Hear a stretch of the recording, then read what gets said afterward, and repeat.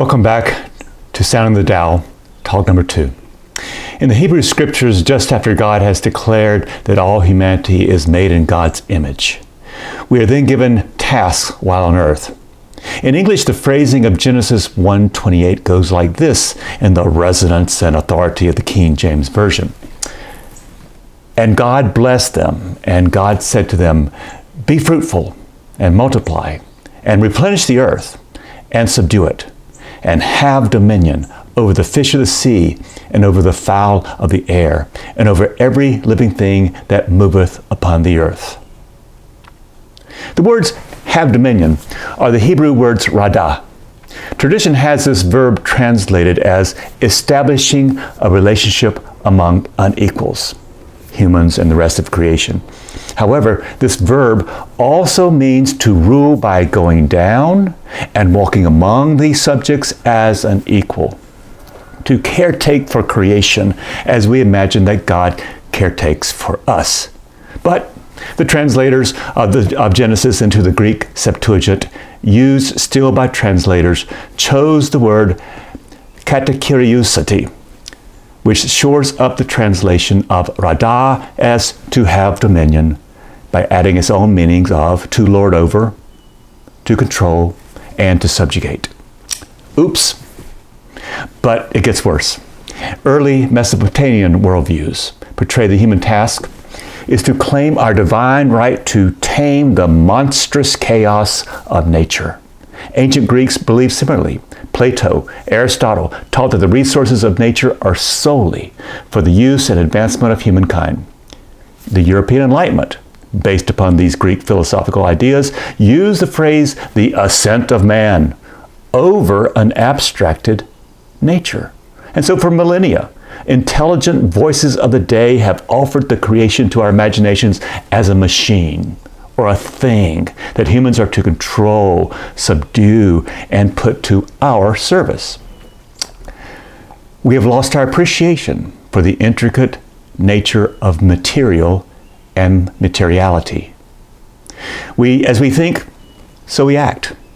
In our minds, we have turned much of nature's processes into a thing, a machine. We thingify it. Things are its, not alive. We don't feel compelled to practice mutual relationships with its. Things are valuable mainly for their utilitarian worth, based upon a cost-benefit ratio aligned with human wants and desires. And so we are alienated from things. And where there's alienation, exploitation soon follows. We are alienated from the weak, the voiceless, the earth, because we have told ourselves it has no voice, no intrinsic value. Instead of the human search for integration with nature, we struggle for dominance over it. Sadly, we still wonder if that last super hurricane or that super fire in California has anything to do with humanity's non-valuation of things, nature. Pop religions, by casting us out of the garden, do alienate us from nature. And even when we get saved, this alienation is not of one's body, but of one's soul, not the material world that gave birth to the body. Nature is something to commodify, to be owned, to be left behind as we soar to heaven after death. And so to thingify nature is to start treating nature differently, as a less than, which means we simultaneously treat ourselves as less than, degrade nature, and human beings degrade. For the first time, we can honestly ask, is the human being a dangerous and maybe even viable creature on this planet? With dominion over in our training, our consciousness, our worldviews, we live in a world that we feel can be bought, owned, sold, divided, developed, exploited. No one questions anymore our turning creation into a thing or an it. This unquestioned narrative is our story. Can we re-story it? Might we restore sanity to our consciousness? I'm not going to traumatize you any further with the usual list of dire things and shameful neglect we have committed as we have looked at or not listened to nature. How does one commodify and neglect one's mother? East Asian traditions Wisdom traditions teach that there's a much more interconnected relationship among every particle and creature of creation, from the most simple plants to the most complex of creatures. We just don't appear on this planet willy-nilly. We are not aliens, but we emerge from evolutionary processes billions of years old on this planet, kind of like apples can only emerge from an apple tree.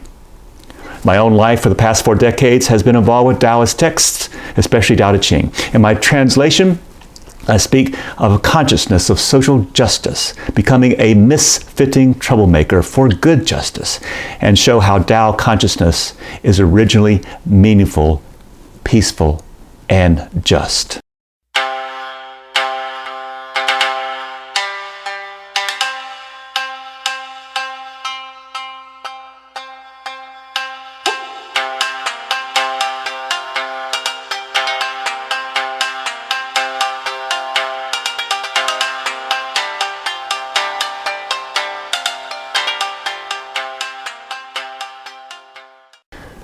Taoism shares with all earth-based spiritual religions like Wicca, shamanism, and some pagan faiths the understanding of how the innate and creative power of this world is embedded within it and not transcendent above it. We were originally and are still inextricably connected to this power, webbed in, interdependent. We are not privileged aliens who can transport in and out of this interdependency web. To do one thing to the web is to do the same thing to all of us, now and in the future. These earth-centered spiritual traditions do not emphasize a place called heaven like some other traditions do. However, for many Western traditions, heaven is home, not here. The world is not my home, goes the gospel song, taking in isolation one single phrase out of Hebrews chapter 13. And yet, we in the West, Greek-derived, Enlightenment-influenced realms, we have this cultural, generations-long habit of seeing heaven, not earth, as our true home, which has profound consequences. We treat this earth like we might treat a hotel room, something that we can use as a temporary place, which someone else will clean up after us, and we don't have to worry about our stewardship of it, nor the people who work to make my stay possible.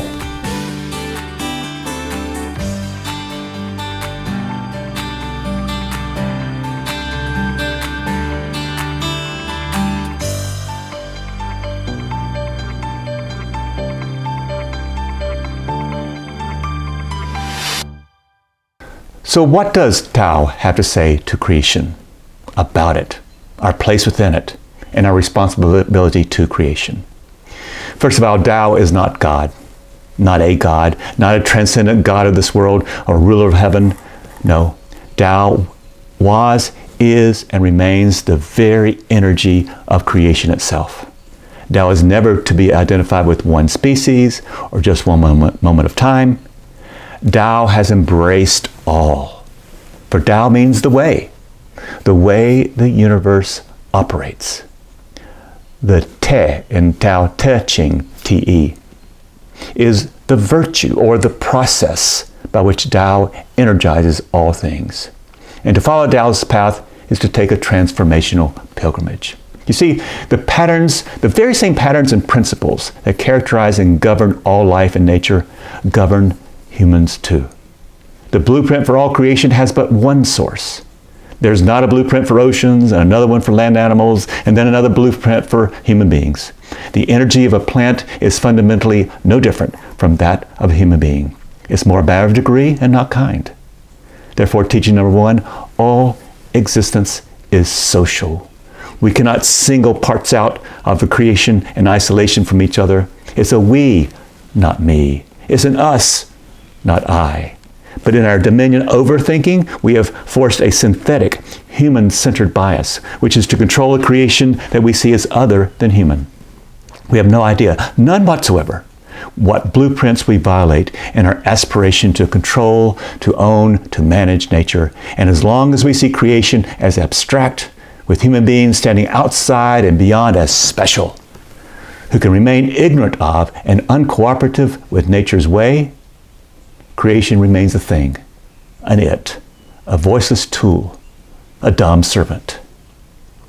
However, this cul-de-sac thinking is not our destiny.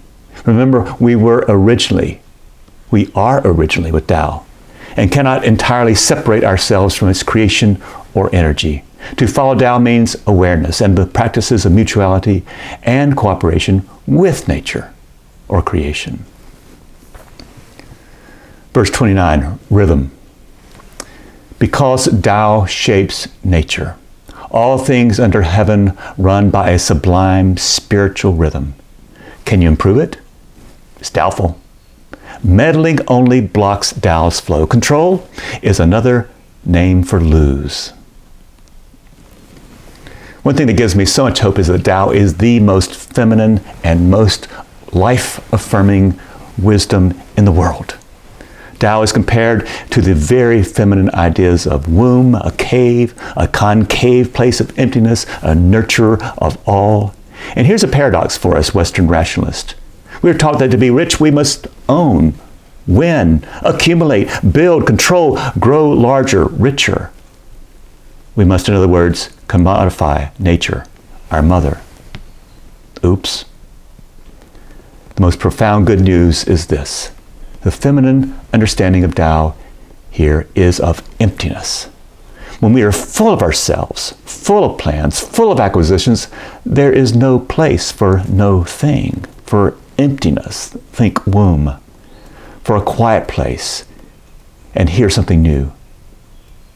Maybe hear something that's always been there.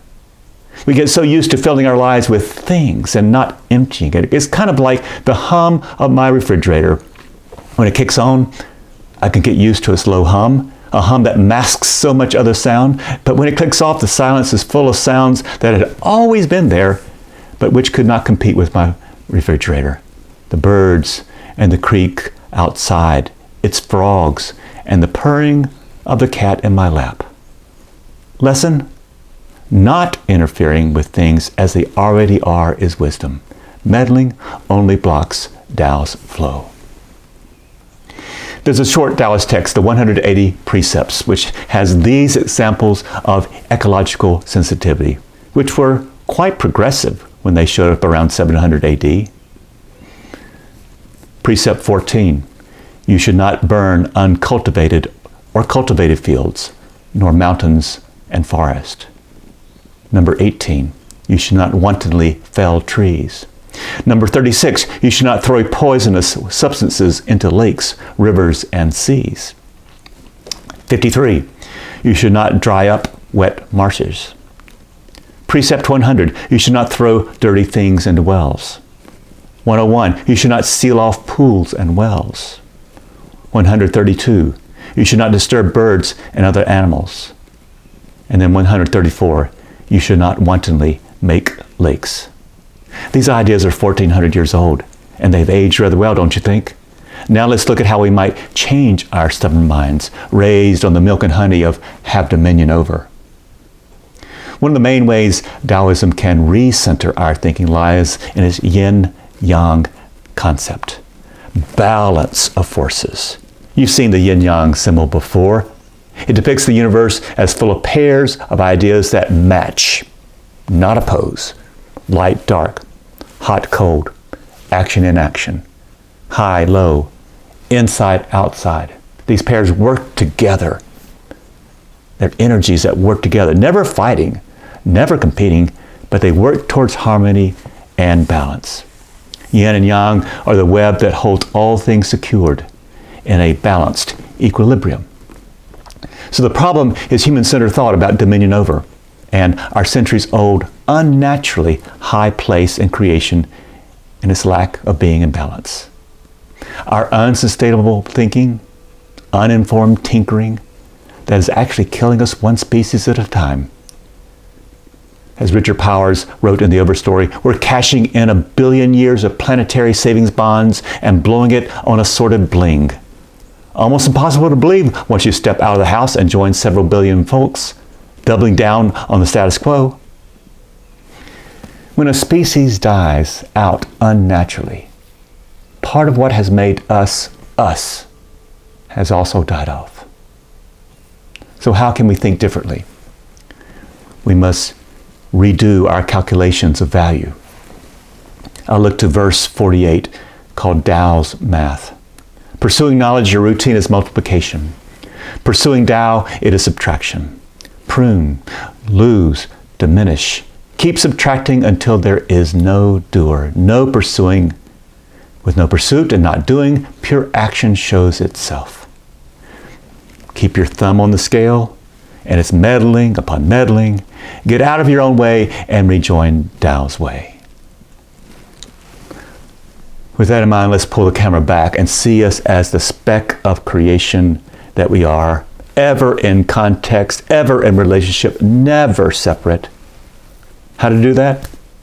Well, the Chinese idea, which is a Taoist one, of feng shui, the energy and flow of a landscape that ever meets us. You see, one thing I try to practice in my Taoist training moment by moment, whether in traffic, at home, a classroom, the forest, try to breathe with whatever that environment is, feeling its energy and depriving the oxygen upon which my ego and my drives and desires thrive. It really works. That is, when I can remember to practice it. But how else can we achieve this mutuality with creation, where we honor the energy and totality of the whole? I'm going to recommend a book by David Abrams, The Spell of the Sensuous. Abram reminds us that our natural state is to see all things as yourself and to act responsibly in a play that began long before you were born and lasts much longer than your departure. So listen, play your part, but then move on. To own or to commodify are self-imposed taxes that limit our participation in what is by birthright already ours. Nature can take care of itself, thank you very much. Nature is our Bible. Nature is our reset button. Before religions could articulate our human nature, we're already inextricably enmeshed in nature. Tao is already there, active, creating, holding things together, balancing. All we have to do is just join in and stop feeling ourselves above it all, an onlooker, but an already sacred place of it. I know you already do this when you go camping and hiking or just sitting on your porch or your backyard. There comes that magic moment when we breathe with the environment instead of feeling our difference from it. Because Tao is ever present, yet never twice the same. Ever whole, but in every particle. Ever creative, but custom made for every particle. You can know this. We need to know this. Now let us stop getting educated in the ways that are not peaceful to nature. That is, we know quite well how to intrude upon nature, interrupt it, but do we know how not to interrupt nature? Poet Wendell Berry is my guide here, with a message embedded in his famous poem, Manifesto, the Mad Farmer Liberation Front. It begins like this. Love the quick profit, the annual raise, vacation with pay. Want more of everything ready-made? Be afraid to know your neighbors and to die, and you'll have a window in your head. Not even your future will be a mystery anymore. Your mind will be punched in a card, shut away in a little drawer. When they want you to buy something, they will call you. When they want you to die for profit, they'll let you know. So friends, every day, do something that does not compute. Love the Lord. Love the world. Work for nothing. Take all that you have and be poor. Love somebody who does not deserve it. Now this poem continues on, and now I'm going to just highlight a couple of more instructional places. Give your approval to all that you cannot understand. Praise ignorance, for what man has not encountered, he has not destroyed. Say that your main crop is the forest, that you did not plant, that you will not live to harvest. Listen to carrion. Put your ear close and hear the faint chattering of the songs that are to come. Expect the end of the world. Laugh. Laughter is immeasurable. Be joyful. though you have considered all the facts. As soon as the generals and the politicos can predict the motions of your mind, lose it. Leave it as a sign to mark the false trail, the way you did not go. Be like the fox who makes more tracks than necessary, some in the wrong direction. Practice resurrection. How very Taoist this is. Unlearn the ways that make for violence. Go countercultural in your practices like a fox. Learn the vulnerable, crazy, unprofitable, and troublemaking interruptions of power. Lose your so-called carefully educated mind. Practice your monkey wrench skills to forget the predatory culture of exploitation, and unlearn how to be a go along to get along cog. These are spiritual practices to their core. In conclusion, spiritual values and beliefs play their roles both to destroy and to restore, both inversing us, but also reversing us about who we are to be. We must see ourselves and the world and ourselves as the world. This is a spiritual practice of cooperation, not mindless interference. What to do now? What to do? You can't see what you don't understand. So start understanding your corner of the world. Your own body, for heaven's sake, is a cipher to the entire world. Grow your imagination to feel the mutual responsibility and accountability within your body first. Its processes to stay medically, emotionally, and psychically balanced will teach you what you need to do and not do to be in balance with the larger world. This balance is our greatest work. Creation or nature is already wise, complete. Nature is not that red in tooth and claw scenario. But our efforts to own, develop, and disregard nature interrupt creation's processes. Nature's already practicing the wisdom of sustainability. Its processes have preceded us. They will outlast us. And these processes made us. Taoist creation spirituality would have us look at the totality of our experiences as human beings. Education, religion, art and spirituality, therapy, social work, politics, economics, media, medicine, farming, engineering, being outdoors. All these frame our impacts upon creation. They can each teach us there's another way to live. That verse we start off with in Genesis that we can overlook, hopefully we can, but there's a verse nearby that I hope we will not overlook. It's chapter 2, verse 15. The Lord God took the human and put him in the Garden of Eden to work it and take care of it. It's not too late. There's a Chinese saying, when is the best time to plant a tree? 20 years ago. When is the next best time? Now. Thank you for your attention.